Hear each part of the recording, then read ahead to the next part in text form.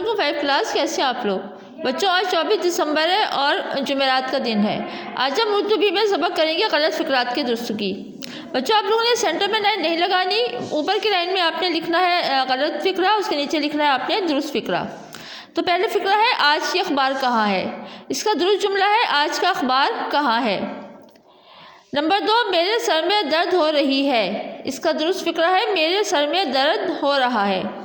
Number 3 ہے بازار سے 20 روپے کی دہی لے آؤ، اس کا درست فکرہ ہے بازار سے 20 روپے کا دہی لے آؤ۔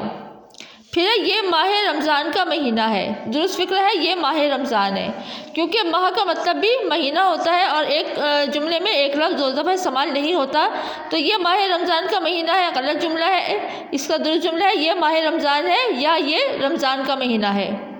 نمبر 5 ہے کوہ ہمالیہ کا پہاڑ بہت بلند ہے، اس کا درست فکرہ ہے ہمالیہ کا پہاڑ بہت بلند ہے، کیونکہ جیسے ماہ رمضان کا ہی تھا اسی طرح یہ بھی ہے کہ کوہ کا مطلب بھی پہاڑ ہوتا ہے، تو غلط جملہ ہے کوہ ہمالیہ کا پہاڑ بہت بلند ہے، اس کا درست فکرہ ہے ہمالیہ کا پہاڑ بہت بلند ہے۔